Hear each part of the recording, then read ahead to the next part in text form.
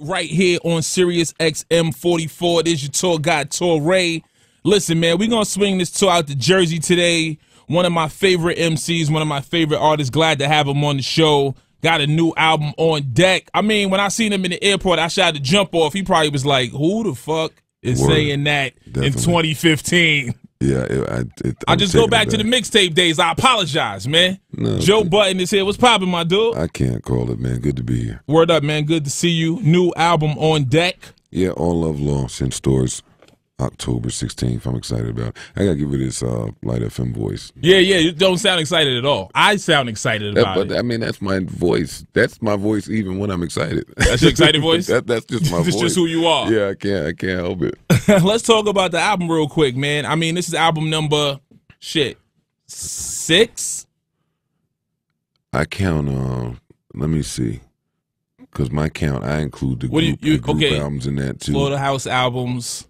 So I think this is like 13 for me. That's crazy. Which is a lot of work. That's a lot of work, man. That's a lot of work. 13 projects in. What inspires you musically? I mean, what are you giving us on All Love Lost?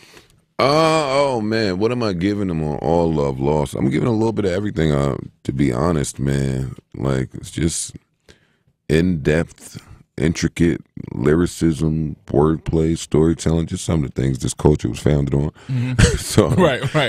We may have gotten away from it a little bit, Joe. A lot of bit, a lot of bit. But I mean, that's all right. Shit changes every few years, so we'll see. But yeah, man, it's just really good song making, like great music, just great music. You've always been a guy who didn't shy away from, talking that shit, talking real talk, more or less putting his emotions out there and, relationship situations, man. How do you feel like that's been received in your career? I would say it's been received pretty well for the most part.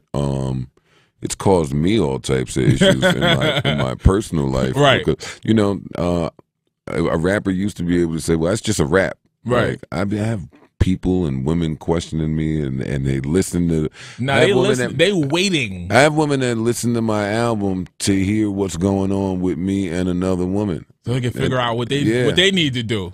Figure out what's going to try to catch me in a lie. They text me, who you talking about in this verse? Like, and I used to be able to say, like, it's just rap, it's baby. Just rap. But that don't everybody work with know. Yeah, everybody knows when it's you, it's for real.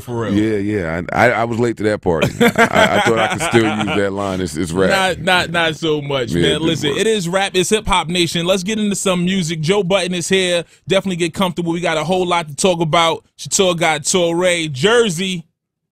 Hip Hop Nation, straight hip hop hits, period. Your tour guide, Torae, is here. Joe Budden. We back, Torae. Joe Budden, we in the building, you heard? That energy, I got that old Envy mixtape energy from you real quick. That's what that was real quick. I can't be sounding all laid back like this and then you hype, so let me turn it up a little bit. Right. The people, they tell me they like the fact that I always sound really excited about what I'm doing. I'm like, because I really am. That's a good thing. Yeah, this is fun. This is dope for me. Like, the fact that they pay me is a bonus, but in all honesty, Joe Budden, can I tell you something right now that's never been said before?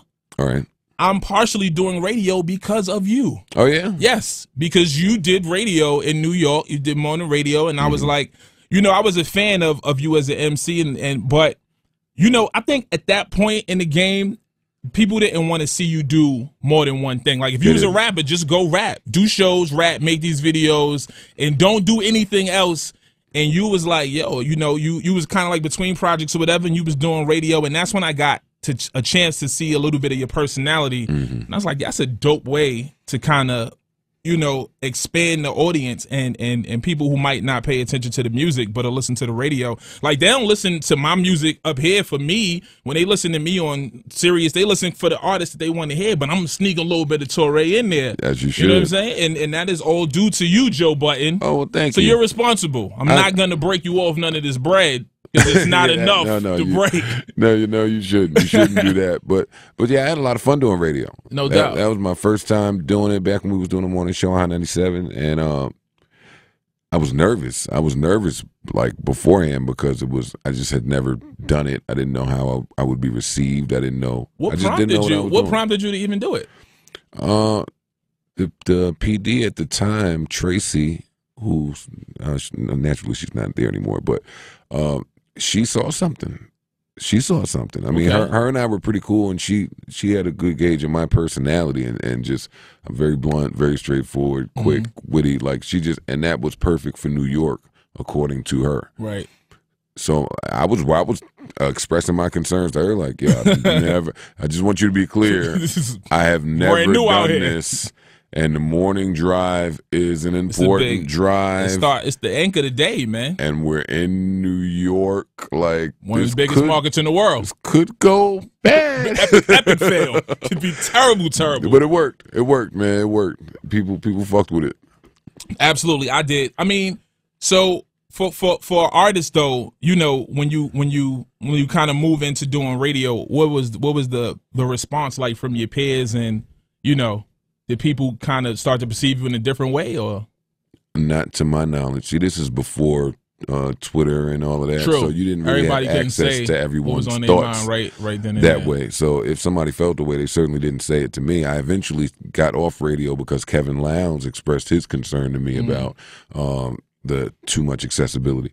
You on the radio every morning. How can I tell somebody to buy your album? How funny is that? Too much accessibility in the day and time that we live in now, when it's all access everything. Yeah, I kind of had a feeling we were going that route. You felt like it? You've always kind of been on the cusp of, you know what I'm saying, what's about to break, man. You know, you on your Joe Budden TV was a couple steps ahead of everybody jumping into reality TV. Let's talk about TV for a minute, man. Let's do it. Couples therapy.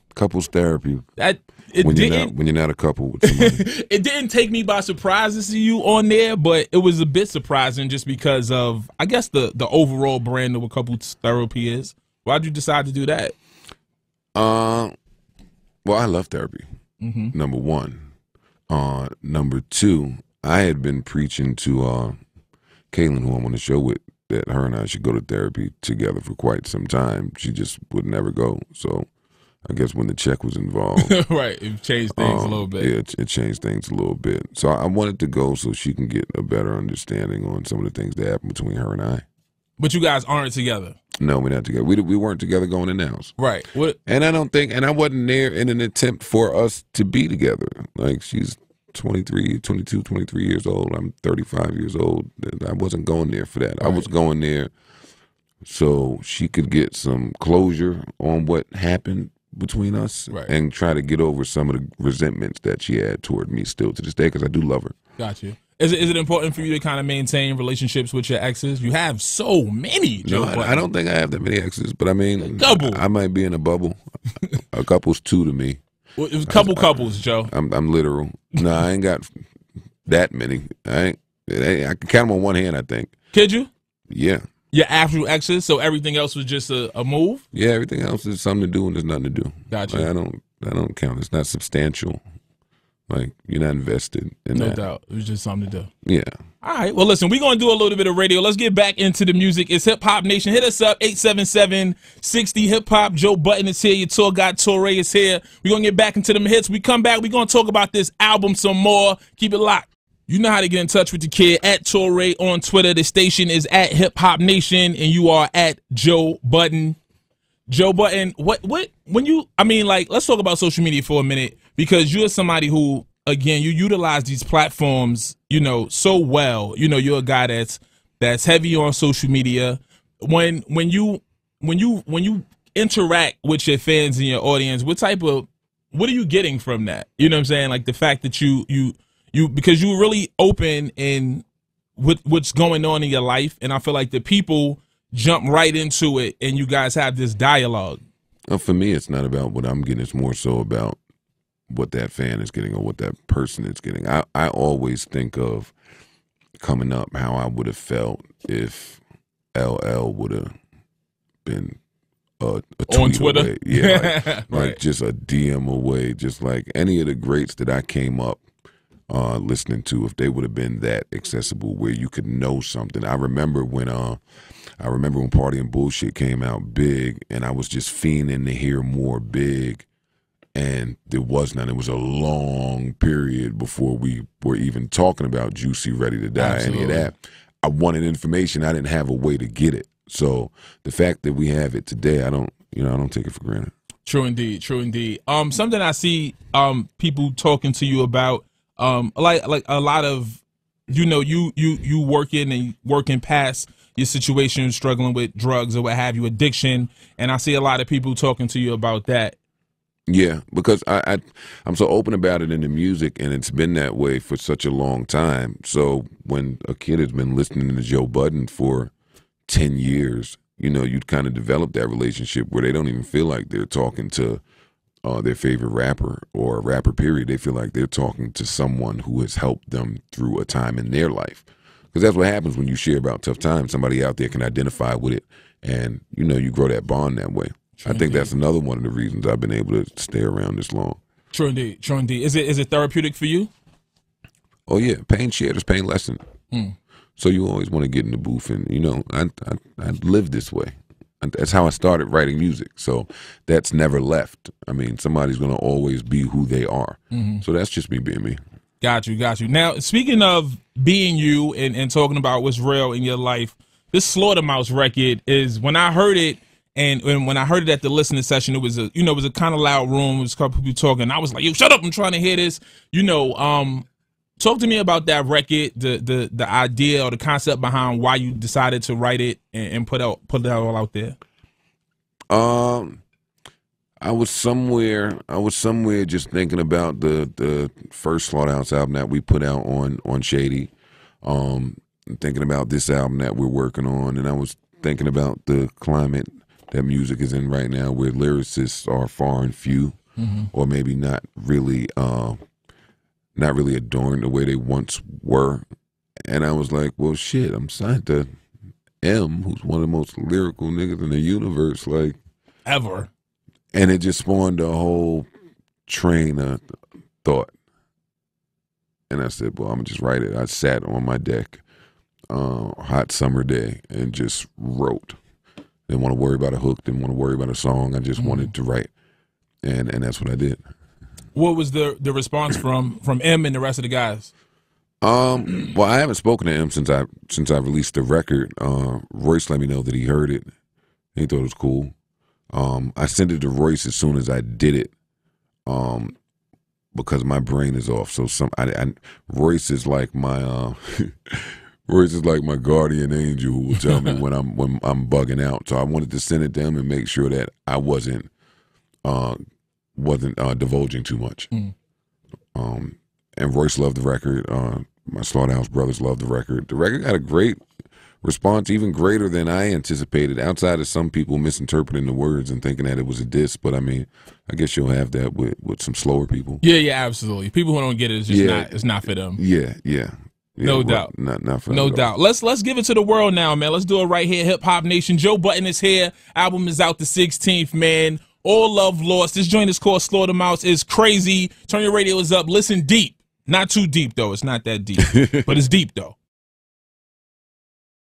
It is Hip Hop Nation. Joe Budden is here. Your tour guide Torae is here. New album on deck. Now, what give me something to make the people want to go get it. Somebody who might be on the fence, somebody who's a casual Joe Budden listener, but not necessarily gonna run out and go buy the album when it first drop. How would you convince them to go pick up the project? I wouldn't. You wouldn't? I wouldn't. It's not for them? It's not for the casual. It's not for the casual listener. Is it too late to get in to the Joe Budden party at this point? No, I wouldn't say that. I mean, this is some of my best work. Like this album. So I'm told anyway, because I'm biased. I wouldn't be able to say that.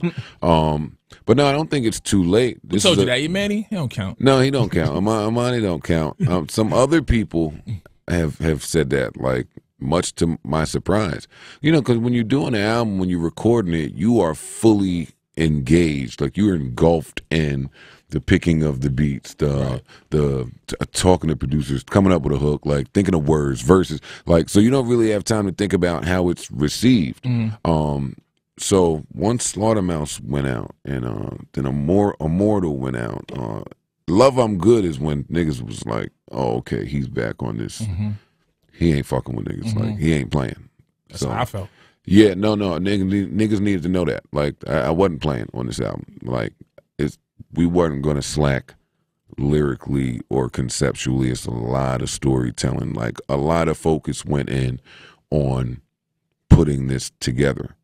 Like, it's no structure. We didn't do a bunch of 8s and 12s. Right. We would do we just went to rap. 70-bar verse followed by a 24-bar verse followed by 8. Like, just rhymes all over the place. Yeah, because that's what, I'm still a fan of that. Mm-hmm. I'm still a fan of people being able to rap that way and having something to say. That's what made me want to be an MC. Right. So I want to give that, because I don't feel like there are very many people that give me that feeling today. True indeed. With all of these various platforms that you have, I mean, heavy on television, obviously, like you said, being signed to M and having that push behind Slaughterhouse, did you ever feel the need to maybe stray away from what we all came up on and because it's like a lost art form at this point, you know what I'm saying? Like the full bred MC spit it out is kind of dying, and you had a kind of like opportunity to turn the corner, if you will. Well, I go through that. I'm going through that every project with E1, because E1 is a radio-based label. So, I mean, they're like, we need them joints. Yeah, give me something to work with, Joe. It's a constant struggle there. Because I handed this album in, and they're like, all right, well, where's that? What do we shoot the video to? I'm like, listen, bro, this is what it is. It's what you signed up for. Well, with this project anyway. I feel like the last album, No Love Lost, did extremely well commercially. So I felt like I bought myself enough leeway to be able to create this album.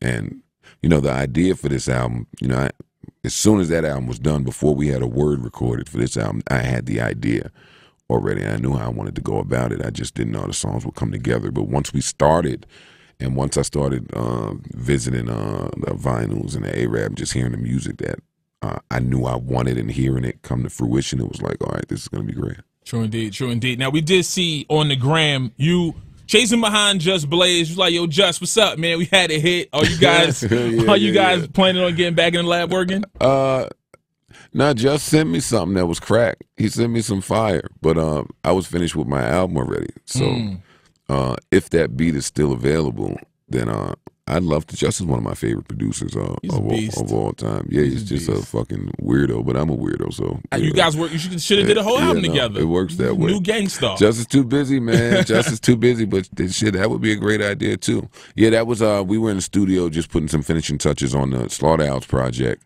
And I was fucking with him, so I recorded that video. It was funny though. Definitely funny. Where we at with the Slaughterhouse project?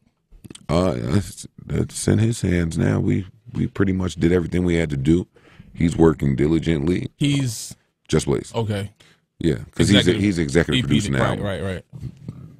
Pardon me. So he's working diligently on finishing it, and everything we heard sounds great so far. Okay. Do we have a tentative something? Is this going to still be shady? Oh, still shady. Still shady. Yeah, no, still shady. Shout out. What up, Paul? What up, Tracy? What up, Marshall? No doubt. Still shady. 2016? What year are we in now? We're in late 2015. That's a damn shame. I don't know what year it is.